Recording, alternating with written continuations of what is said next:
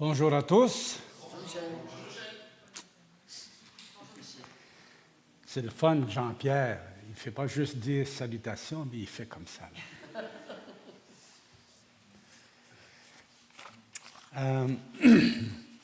Je vous demande d'ouvrir votre Bible, s'il vous plaît, dans 1 Pierre, chapitre 2. Et pendant que vous cherchez 1 Pierre, chapitre 2, j'ai une question à vous poser. Est-ce que c'est facile de souffrir en silence? Non. Souffrir, ça va être ça. Au fait, bonjour à ceux qui nous écoutent sur le web. J'oublie tout le temps à les saluer. Je sais qu'il y en a quelques-uns qui nous suivent. Comme notre frère Yann a dit, même en Afrique et en France. Wow! Bienvenue. Donc, est-ce que c'est facile de souffrir en silence?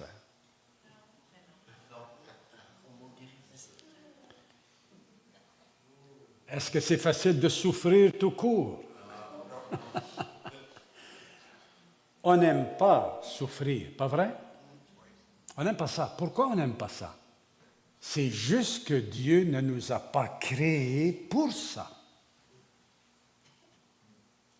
Quand il nous a créés, comme il y a un verset qui dit, c'était pour le bonheur. Dieu avait une bonne volonté pour l'humanité qu'il est en train de mettre au monde. Comme nous, quand on a nos enfants, nous on sait parce qu'ils vont souffrir à un moment donné, soit d'une maladie, soit de quelque chose. Mais il n'y en avait pas de maladie à l'époque. Ce n'était pas dans le champ de connaissance d'Adam et Ève l'idée de souffrir. Mais la souffrance est venue comme conséquence du péché, et c'est là que le trouble a commencé. Et on n'aime pas ça. On n'a pas été destiné à ça. La preuve, est-ce qu'on va souffrir encore dans l'éternité à venir? Non. Pourquoi? Il n'y a plus de péché. On va être transformé de manière à ressembler à Jésus. On va être citoyen du royaume de Dieu. Donc là, il n'y en a plus de souffrance. Alors, si on accorde beaucoup de crédit à la souffrance d'aujourd'hui, dans le sens qu'elle peut, dans la vie du chrétien, ça contribue à sa purification, à lui résister. Dieu résiste à travers la souffrance aux hommes pour les freiner, pour les faire réfléchir. Dieu a dit, il a humilié leur cœur en parlant de son peuple par la souffrance, parce qu'Israël n'écoutait pas. Et il leur avait promis que s'ils l'écoutaient, qu'il va éloigner d'eux même la maladie. Mon ami, c'était le paradis sur terre, ce qui était en Genèse 1 et 2. Là, Dieu promet à son peuple, si vous m'écoutez, il n'y aura même plus de maladie, je vais l'éloigner. Je vais garantir votre sécurité, je vous donne la victoire sur tous vos ennemis, je suis le principal combattant, je suis votre armée. Votre armée, ce n'est pas vos soldats, c'est moi. Alors, la souffrance, maintenant, elle fait partie de l'humanité entre la chute et la gloire à venir.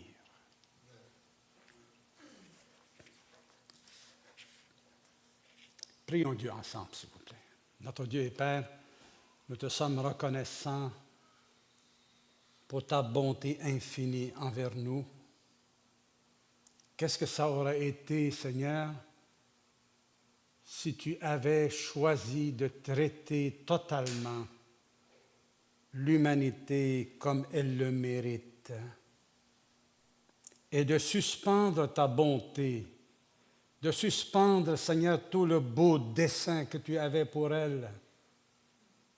Si tu avais suspendu ta bonté envers les méchants, envers les pécheurs, combien la souffrance aurait été intolérable. Mais Seigneur, tu t'es retenu. Tu as conservé ta bonté envers cette humanité. Merci qu'à la croix, Jésus nous a portés, nous a entraînés avec lui dans la mort et dans la résurrection à une nouvelle vie. Ouvre nos cœurs, Seigneur, ce matin. Tu connais chacune des personnes, chacun des frères et des sœurs qui sont là. Tu vois leur combat intérieur, tu vois leur lutte avec leurs propres limitations, leurs propres péchés, tendances. Mon Dieu, remplis-nous tous sans exception de ta présence, de ta purification, de ta bénédiction. Amen. Ah, voilà, je voulais le voir. Souffrir en silence, à l'exemple de Jésus, il faut l'ajouter. Il ne s'agit pas de souffrir comme plusieurs ont souffert, certainement entre nous, avec des situations douloureuses de la vie, soit familiales, soit personnelles dans la santé.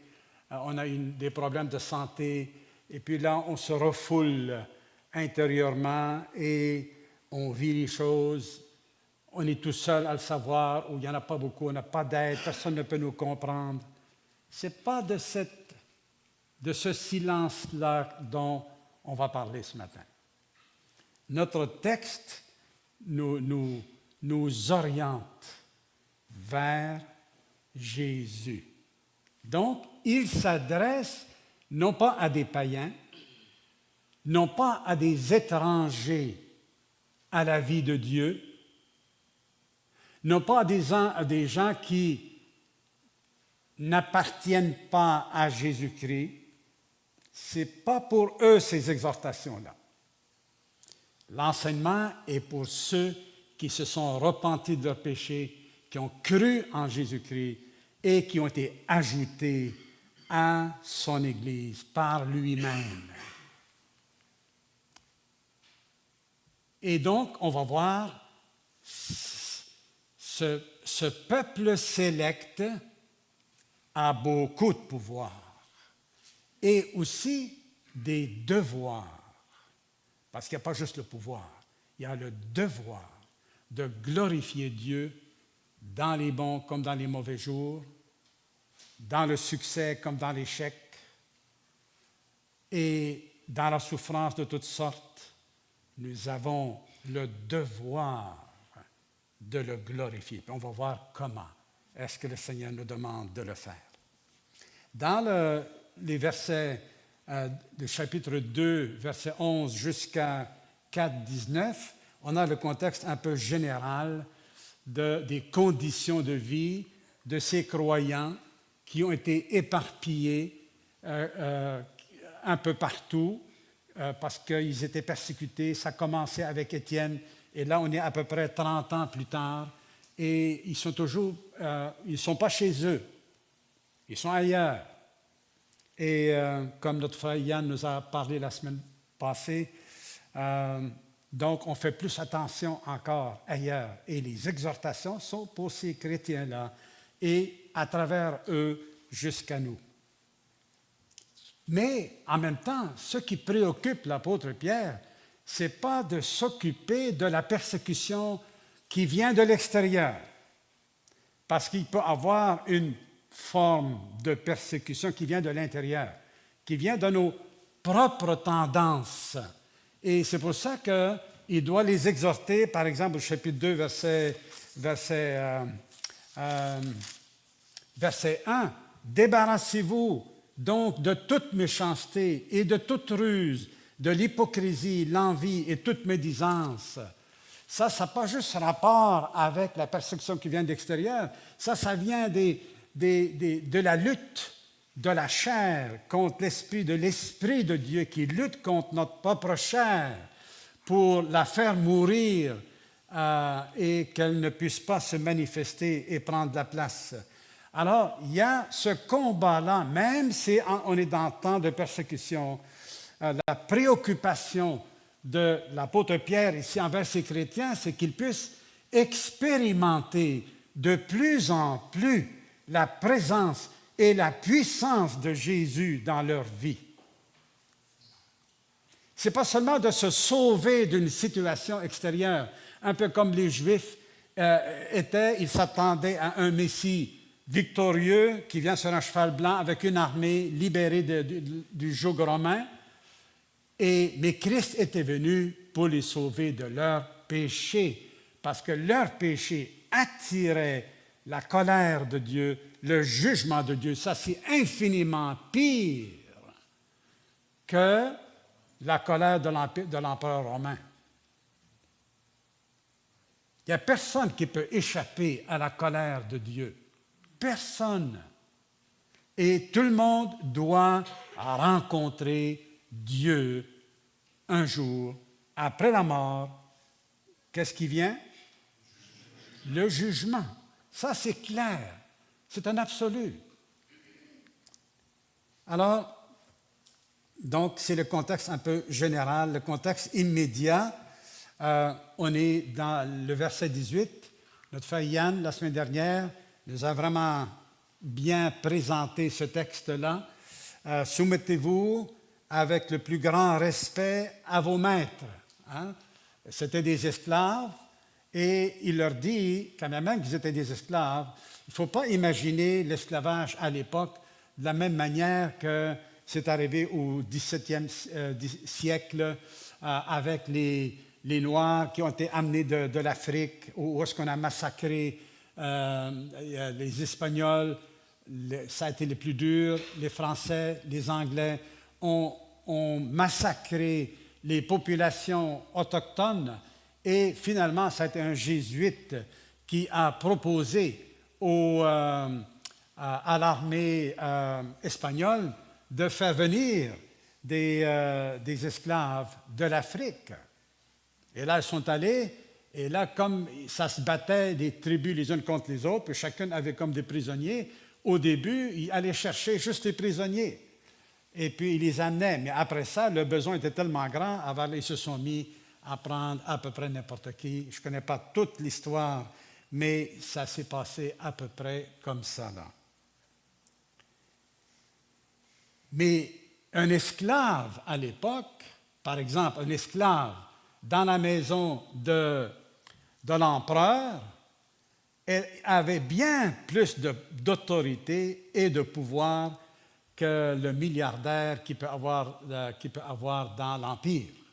Parce qu'il est le serviteur de l'empereur. L'esclave de l'empereur. On ne touche pas à l'esclave de l'empereur. Il est peut-être esclave, mais l'esclave de l'empereur. Vous saisissez? Ah, peut-être que non, hein? Alors, tu peux être esclave à une échelle plus bas, et puis là, tu n'as pas beaucoup d'autorité, mais là, un esclave de l'empereur, la même chose pour nous, nous sommes les esclaves de Jésus, esclaves de Dieu. C'est une expression employée pour nous aider à comprendre comme de quoi on appartient à Dieu. Le vrai chrétien authentique appartient à Christ. Et le Seigneur garantit son salut, il garantit son avenir. Dieu n'est pas quelqu'un d'hésitant, où il ne sait pas quoi dire, ou que les paroles sortent de sa bouche, puis après ça, il dit « Ah, ben, sais-tu, j'avais passé une mauvaise nuit, là, puis je ne savais pas ce que je disais. » Dieu ne dort pas, il ne sommeille pas, il est toujours à son maximum. J'aimerais ça être comme ça, mais ce n'est pas le cas. On est d'accord? Alors, donc, il s'adresse aux esclaves Et il leur dit de ne pas parler en mal contre leur... même si le patron il a une mauvaise conduite, il exhorte d'être soumis à cause du Seigneur. Tout ce passage-là se tient ensemble. Et la soumission,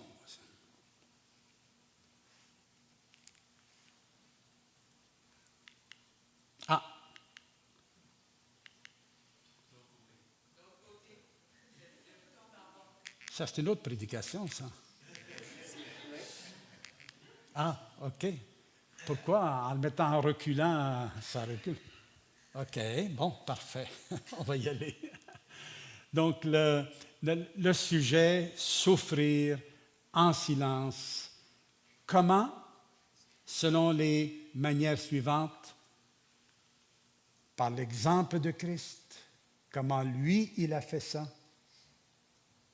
Soulignez ça en rouge, frères et sœurs. En vivant pour la justice et en retournant à Jésus, qui est le berger de nos âmes. Ah non, OK, c'est là. Donc, on a parlé des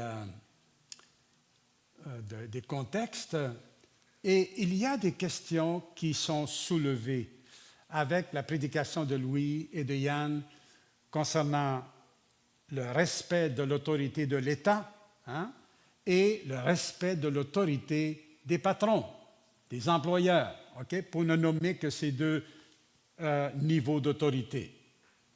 Il y a comment est-ce que cette soumission-là peut être comprise dans notre contexte aujourd'hui avec la liberté d'expression, par exemple. L'objection de conscience par rapport à l'État. Des questions par rapport employé-employeur. Est-ce qu'on peut faire la grève? Est-ce qu'on peut faire du piquetage? Est-ce qu'on peut travailler pour un syndicat? Quel est le rapport avec l'autorité de l'employeur ou de l'État? Le rapport entre citoyen et État. Est-ce qu'il y a de la place pour la désobéissance civile, qu'on appelle, ou encore qui ressemble à celle-là, à l'objection de conscience?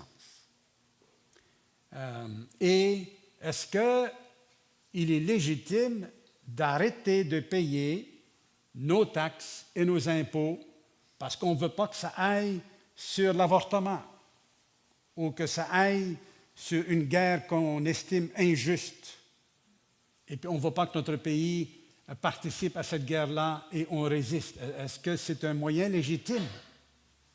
Et ce sont des questions qui ne sont pas superficielles, qui sont posées dans le monde évangélique depuis des années.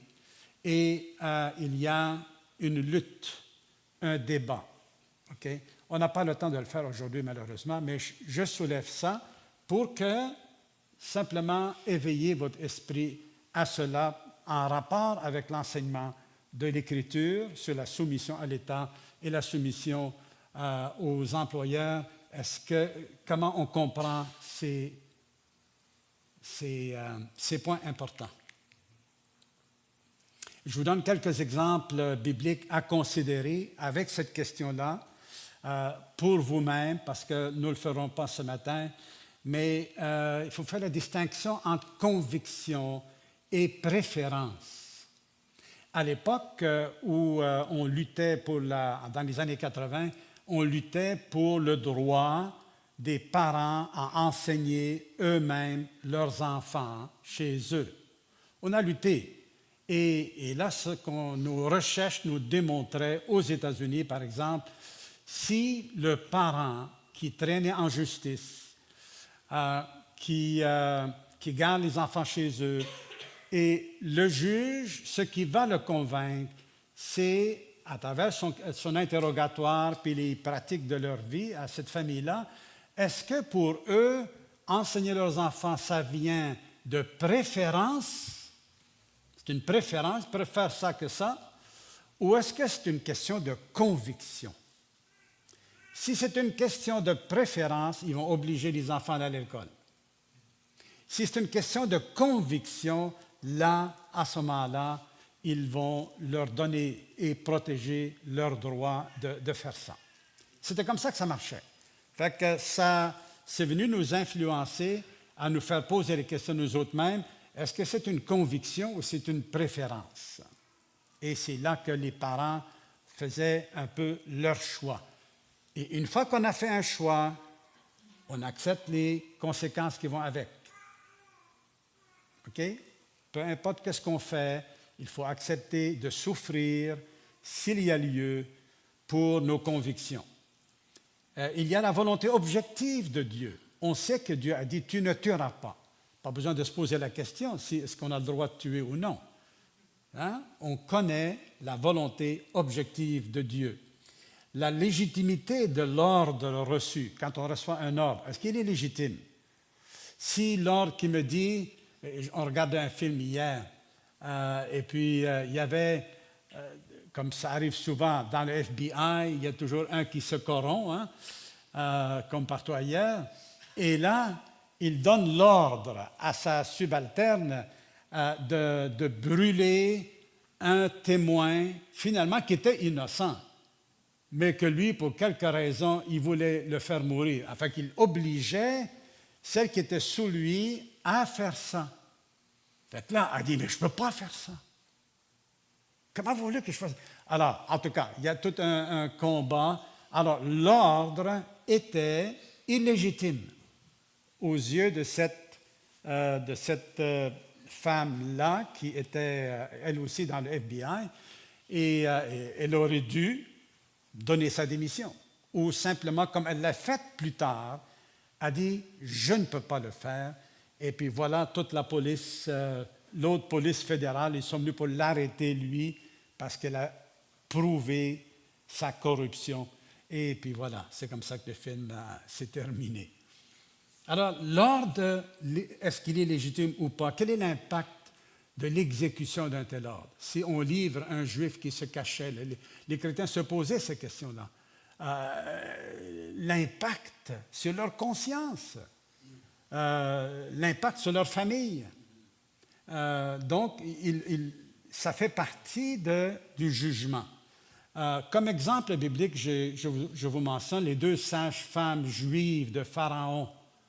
Vous vous souvenez, Pharaon, il a ordonné de tuer les bébés garçons, et ces 2 femmes-là, elles ne pouvaient pas obéir à cet ordre-là. Donc, quand le Pharaon les a arrêtés, qu'est-ce que vous avez fait là? Ne vous ai-je pas donné un ordre? Alors, elles ont dit, on est arrivé là, les femmes hébreux accouchent vite. Tu sais. Alors, avant qu'on arrive, elles ont accouché. Enfin, Dieu ne les juge pas, ces 2 femmes-là. Au contraire, il les traite bien. Rahab et les 2 espions juifs, Daniel et ses 3 amis dans la fosse aux lions et ils souffraient injustement, les apôtres et face au Sanhédrin qui leur ordonnait de ne pas prêcher par le nom de Jésus. Est-ce que c'est un ordre légitime? Il est illégitime parce que Dieu avait déjà donné des ordres. Il dit, allez, prêchez le pardon par mon nom. Les ordres sont donnés par Dieu. Ces ordres-là, l'État n'a pas le pouvoir de les annuler. Elle ne l'a pas. Elle a sur toutes les choses terrestres, la vie terrestre, mais les ordres qui viennent de Dieu, il n'y a personne qui a l'autorité légitime. On peut avoir un pouvoir, on peut tuer le témoin, on peut le mettre en prison, le témoin. Mais ce n'est pas un pouvoir qui vient d'une autorité légitime. Alors, ce sont juste des exemples pour que vous puissiez réfléchir par vous-même. Souffrir en silence, par l'exemple de Christ. Dans le verset 21, l'apôtre Pierre dit « De fait, c'est à cela que vous avez été appelés. parce que Christ aussi a souffert pour nous, vous laissant un exemple afin que vous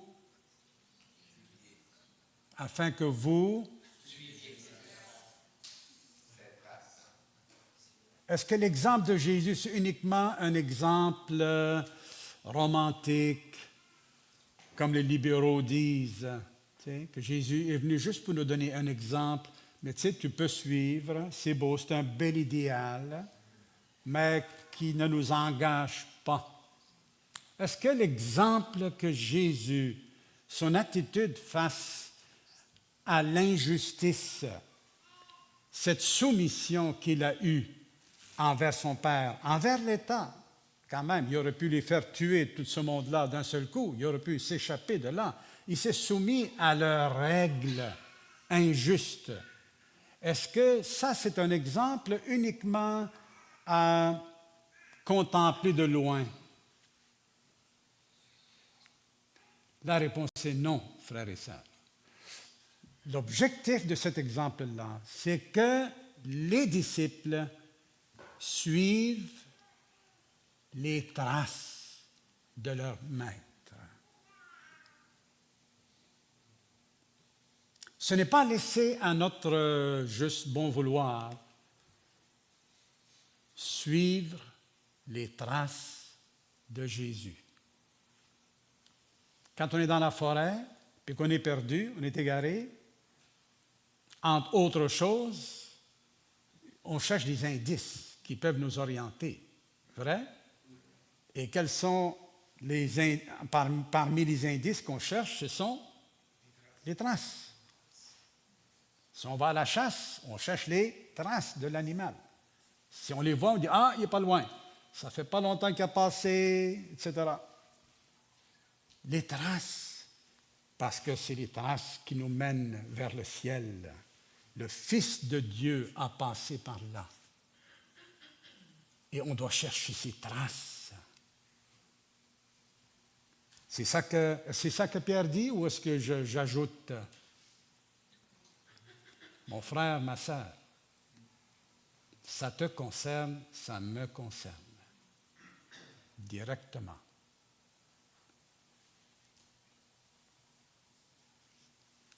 Et il dit, c'est à cela que vous êtes appelés. Il y a l'appel au salut. On est content que Dieu nous a appelés au salut, vrai? Il a pris l'initiative et puis il nous a conduits à Jésus.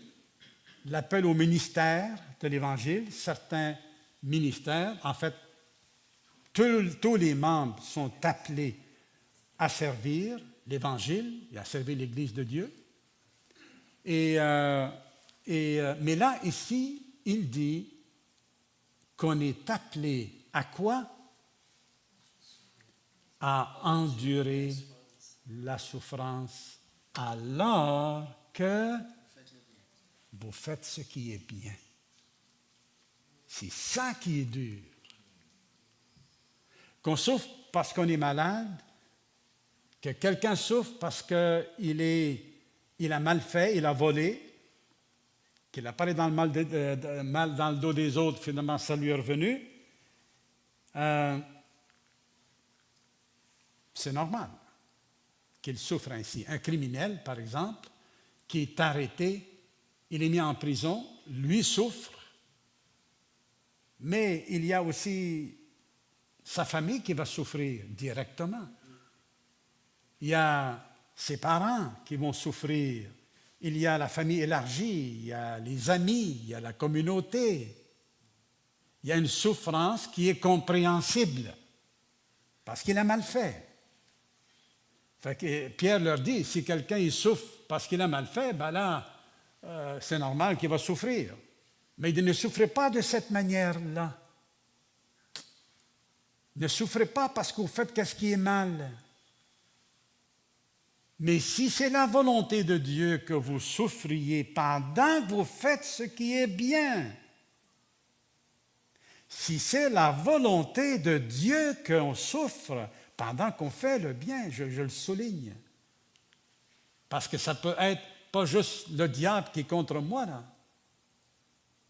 mais parce que c'est la volonté de Dieu qu'il m'appelle à le servir dans cette situation-là exactement. Par exemple, il dit à la femme dont le mari ce n'est pas un chrétien, il est un non-croyant. On peut s'imaginer, c'est un païen, il amène les enfants au temple païen et tout ça, et la femme, elle est croyante. Et qu'est-ce que le Seigneur lui dit? Est-ce qu'il lui dit, quitte ton mari parce qu'il est un non-croyant, puis regarde ce qu'il fait?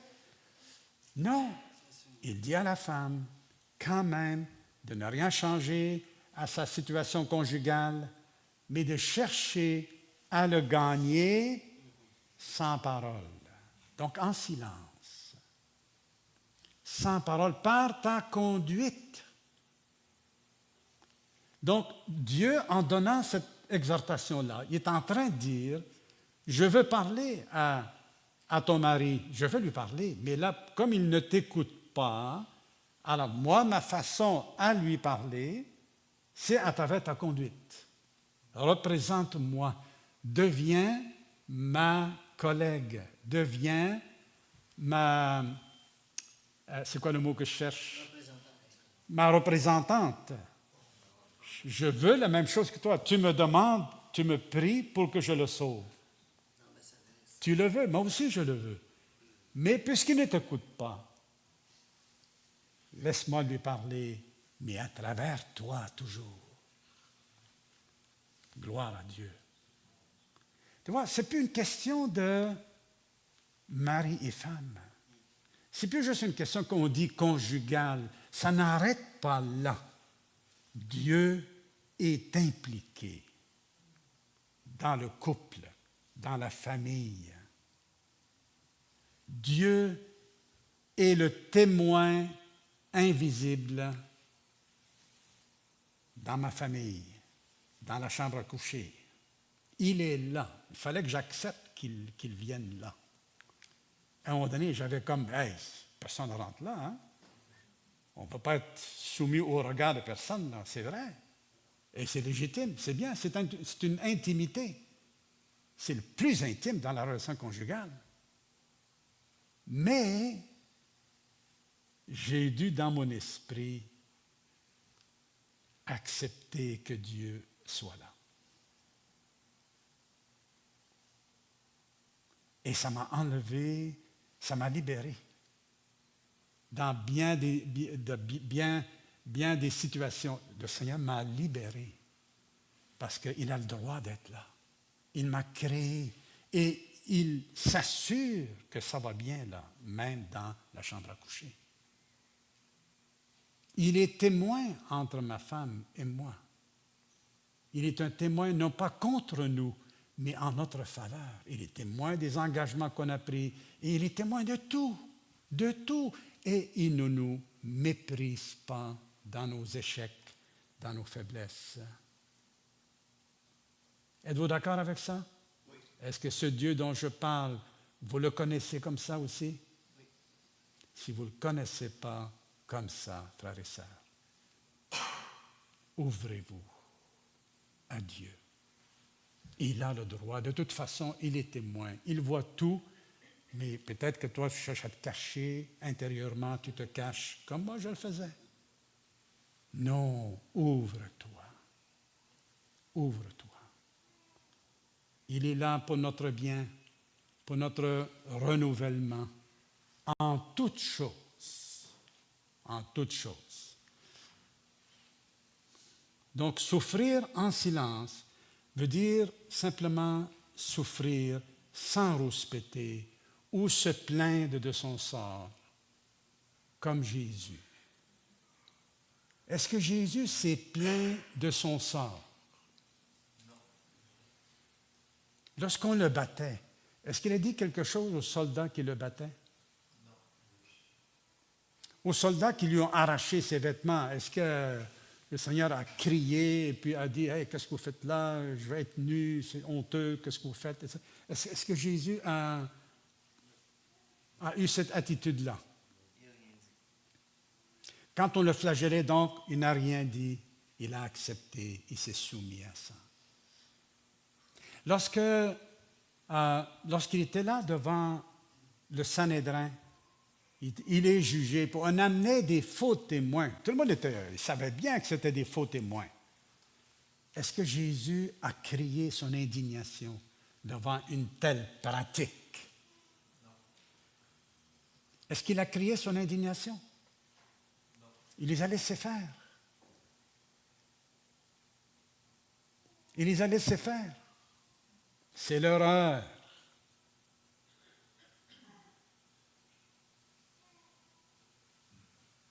Ils sont responsables de ce qu'ils font et Jésus les laisse aller au bout de leurs responsabilités jusqu'à ce qu'eux-mêmes se sont aperçus que c'était des faux témoins et qu'eux-mêmes, croches comme ils étaient, ça les a freinés à aller plus loin. Il a fallu que finalement le grand prêtre prend les grands moyens et là, il dit, dis-nous une fois pour toutes, es-tu le Fils de Dieu béni? Une fois, allez, cherchons pas d'autres témoins là. Jésus aurait pu lui dire, regarde, il y a des milliers de témoins. Ils m'ont vu, ils m'ont entendu. Allez, faites une enquête. Allez-y. Seigneur, il aurait pu faire ça. Mais il leur a fait grâce de ça. Il dit, vous le dites bien, je le suis. Il y avait juste une parole à dire. Et il savait, et il voulait aller à la croix. Non pas comme quelqu'un qui est malade mentalement et qui veut se suicider, pas du tout. Mais il avançait librement, volontairement. Il voulait confronter la mort. Il n'était pas juste une victime, mais un conquérant. Il voulait vaincre la mort. Et l'apôtre Pierre dit, eh bien, suivez l'exemple de Jésus. Voici les traces. Quand on souffre injustement, et ne pensons pas à la persécution parce qu'on n'est pas persécuté. Vraiment, physiquement, on fait ce qu'on veut, on fait des campagnes d'évangélisation, on fait ce qu'on veut, vrai? Alors, faisons tout ce qu'on peut maintenant et n'attendons pas que les choses se remplissent et puis que les taux se referment pour après ça chialer en notre liberté d'expression. Exerçons la liberté que Dieu nous a donnée maintenant. C'est la meilleure défense. La meilleure défense, ce n'est pas le chialage. Exerçons la liberté que Dieu nous a donnée à travers ses commandements, à travers sa mission, maintenant. Faisons-le.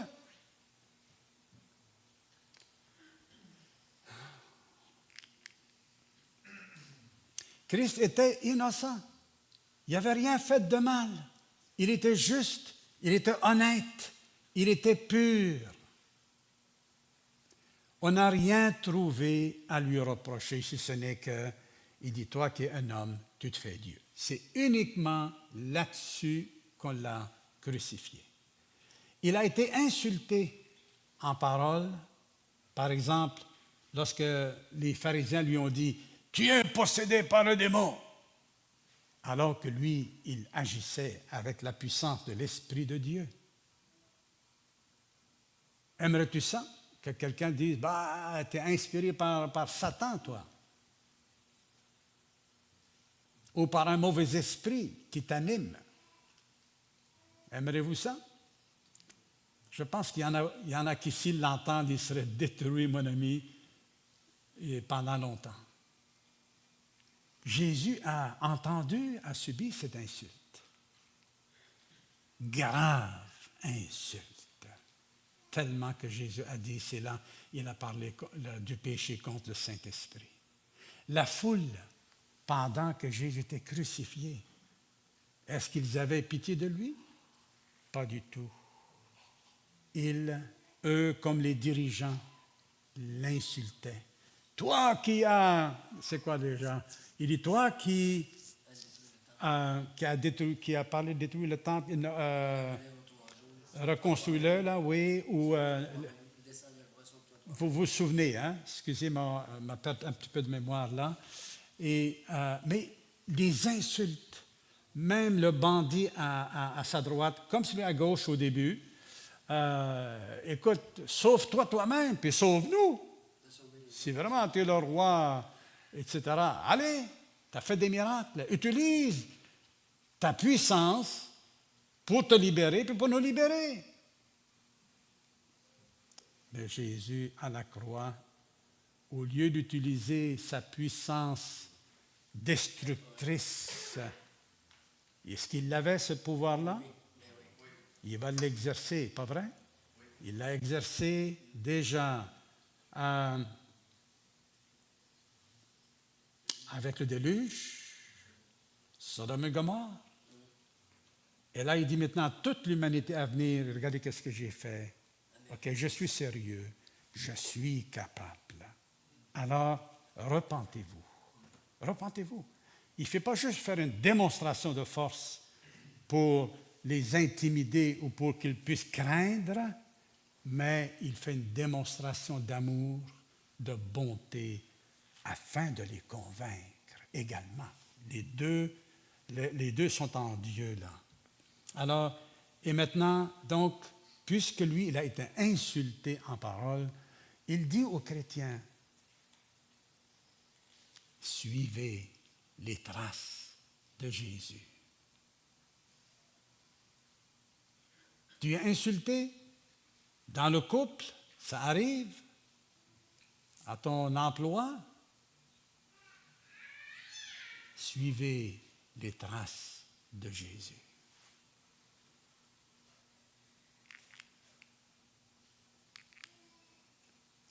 Maltraité physiquement aussi, on lui crache dessus, on le flagelle, on le déshabille, on arrache la barbe, on le crucifie et on le crucifie entre deux criminels.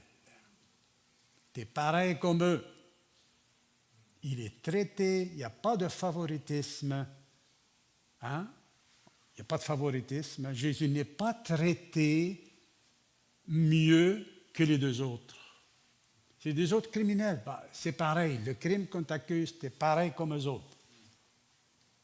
Et ça va arriver. Dans le temps des persécutions, les chrétiens sont là en Inde, c'est toute une... les frères là-bas vivent toute une situation. Il y a des bonnes nouvelles, mais aussi des mauvaises nouvelles. C'est toute une bataille. Il y a, dans certaines régions de l'Inde, ils sont traités comme du poisson pourri, comme on dit. Hein? Et puis, on n'hésite pas à les flageller, à les battre ou à les tuer. Et de l'autre côté, dans d'autres régions, tu as une indienne, chrétienne, qui a été élue comme députée. Alors, on le crucifie en deux criminels.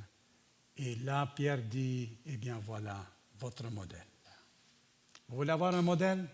Voici votre modèle que vous devez suivre. Pas seulement que vous pourriez, nous avons le pouvoir. On va le voir tantôt. Alors, Jésus ne faisait pas de menaces, et pourtant, il pouvait, avec la puissance qu'il a, faire des menaces. Pas commis de péché, aucune parole, aucune tromperie ou de ruse dans sa bouche, pas rendu l'insulte pour l'insulte. Et l'insulte peut venir de n'importe qui et pas seulement des autorités, État, employeurs, famille. Pas vrai? Elle peut venir de n'importe qui, l'insulte. Les enfants peuvent insulter un adulte. Les adultes peuvent insulter un enfant. Alors, car il s'en remettait à celui qui juge, justement. Voilà la cause de l'attitude de Jésus. Il s'est soumis à la volonté de son Père et il avait une confiance absolue en son Père, en son jugement. Et c'est là qui est, frères et sœurs, la motivation qu'il va nous aider à suivre les traces de Jésus. Dans les traces, il y a la confiance en son Père.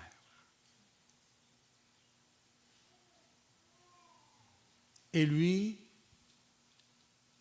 il n'a même pas demandé à son Père, Seigneur, sauve-moi de cette situation. Parce qu'il dit, c'est pour ça que je suis venu, pour la croix, pour vivre qu'est-ce que je suis en train de vivre. C'est pour ça que je suis venu. Et peut-être que nous aussi, dans les situations que nous vivons, c'est pour ça que nous sommes rendus là. Et Dieu est avec nous dans les épreuves. Ne vous vengez point vous-même, bien-aimés. Laissez agir la colère. Faites-moi confiance. Confie ton sort à l'Éternel. Mets en lui ta confiance et il agira. Ça se peut qu'il change ta femme ou qu'il change ton mari, mais tu peux l'espérer, mais fais la volonté de Dieu. Fais qu'est-ce que Dieu te demande. Et laisse-le agir. Il va agir. Il fera paraître ta justice. Moi, ce verset-là m'a beaucoup aidé. Une femme mariée, oui, on l'a dit tantôt, avec un non-croyant, est appelée à espérer en Dieu en continuant à faire le bien dans son mariage. Hein? Vous l'avez lu? De toute façon, on va revenir là-dessus. Je ne sais pas qui, si c'est Louis ou Yann, qui va prêcher là, c'est le chapitre 3. Alors, mais je ne développerai pas là-dessus. Il a porté nos péchés, la substitution, expiation. Donc, non seulement il a enduré, mais il y avait un but. Il avait un but, notre salut. Il n'a pas oublié la mission de venir mourir à notre place. Donc, il a porté nos péchés, notre substitut, et il a expié, il a payé toutes nos dettes et il nous a délivrés, libérés. Attention, de quelle liberté? Ce n'est pas de liberté de faire tout ce qu'on veut, tout ce qu'on a envie, ce n'est pas ça vraiment la liberté, là. Quand un voleur, il fait de la prison, il est habillé comme un prisonnier, vrai? Et il est privé de sa liberté à l'extérieur. Mais à l'intérieur de la prison, il peut aller faire de l'entraînement, il peut aller au cinéma, il peut aller à la toilette, il peut aller...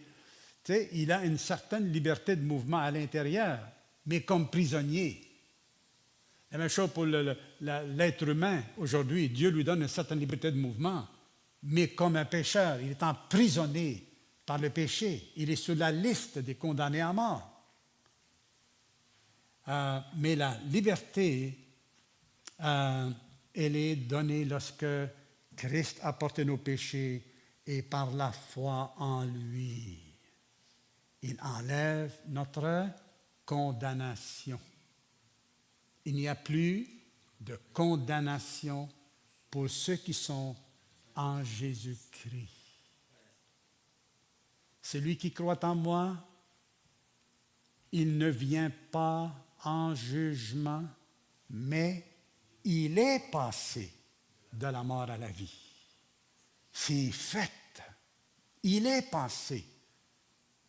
Alors, et donc, il nous a enlevé aussi donc, de la punition du péché, il nous déclare juste, et de la puissance du péché dans la vie de tous les jours, donc ce qu'on appelle la sanctification par l'Esprit de Dieu qui nous a donné. Étant libérés du péché, nous vivions pour la justice. Donc, pour notre voleur, dont j'ai parlé tantôt, quand il sort dehors, il sort de prison, il est libre. Il peut se marier, il peut devenir riche, il peut faire toutes sortes de bonnes choses, mais quoi? Il faut qu'il respecte la loi. Il faut qu'il marche selon la justice, hein, même humaine. Là. Sinon, il retourne en dedans. On est d'accord? Donc, la liberté que nous avons en Christ, c'est de vivre selon la justice de Dieu. C'est cette liberté-là. Je ne l'avais pas avant parce que j'étais esclave du péché. Je ne l'avais pas. Je n'avais pas le pouvoir, comme dit Paul dans Romains 7, là, de faire toujours le bien parce que je vois que ma tendance me traîne vers le mal. Mais maintenant, par l'Esprit de Dieu, par la nouvelle nature que Dieu a créée en moi, par la foi par laquelle il me garde pour le jour du salut, par l'Église, les frères, les sœurs qui veillent sur moi et que moi je veille sur eux. Par tous ces moyens-là, le Seigneur me rend capable. Je ne peux pas dire que je ne suis pas capable. Je ne suis pas capable dans la chair, comme un païen, mais comme un croyant. Je suis rendu capable. Mais je dois utiliser, frères et sœurs, la puissance que Dieu me donne à travers la prière, à travers la méditation de la parole, à travers ma foi intentionnelle, pas juste sentimentale. Il ne faut pas juste rester comme en attente qu'il arrive quelque chose vers nous, comme ça. Mais nous sommes en action. Le rôle de vos pasteurs, c'est de vous enseigner. Mais le rôle des disciples, c'est de vouloir apprendre, de vouloir connaître, afin de le mettre en pratique. Alors, nous sommes d'abord disciples comme pasteurs. Il faut qu'on cherche, nous aussi, intentionnellement. Alors, le prisonnier ne garde pas ses vêtements de prison, vrai? Ben, le vrai chrétien ne garde pas ses anciens vêtements non plus. Il n'est plus appelé pécheur, oui, quelquefois, dans la conduite seulement, mais ce n'est plus son statut premier. Son statut premier, c'est celui d'un saint. Okay? C'est celui d'un justifié. C'est celui d'un enfant de Dieu. Celui qui est appelé à la gloire avec Dieu. Donc, on n'est plus dans la même chose.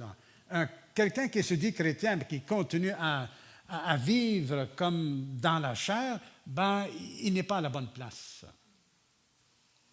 Il a besoin de la grâce de Dieu pour le délivrer de. Il faut qu'il expérimente le salut d'une manière authentique. Donc, nous vivons dans la liberté, mais dans la liberté de la justice de Dieu. Et quand j'ai mentionné les moyens, les miracles que Dieu a faits là, pour me rendre capable de vivre pour la justice. Voilà, regarde ce qu'il a fait là. Alors, vous êtes égarés, mais maintenant, vous êtes retournés au berger de votre âme. Ah, quelle parole! Le berger et le gardien. Dieu garde il garde l'héritage de la vie éternelle, il le réserve, il le garde, c'est lui-même qui le garde, il est le gardien. Il est le gardien de mon salut, de ma foi. Par la foi, il me garde pour cet héritage-là. Et pendant qu'on y va sur la terre, le Seigneur me garde. J'ai des besoins dans mon âme, le Seigneur les nourrit, il m'abreuve. Et il prend soin, il renouvelle mon âme. Il est le berger de mon âme.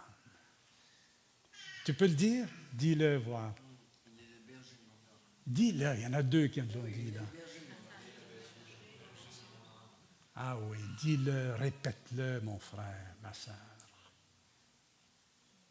Dis-le, puis répète-le. Et rends grâce à lui. Prions.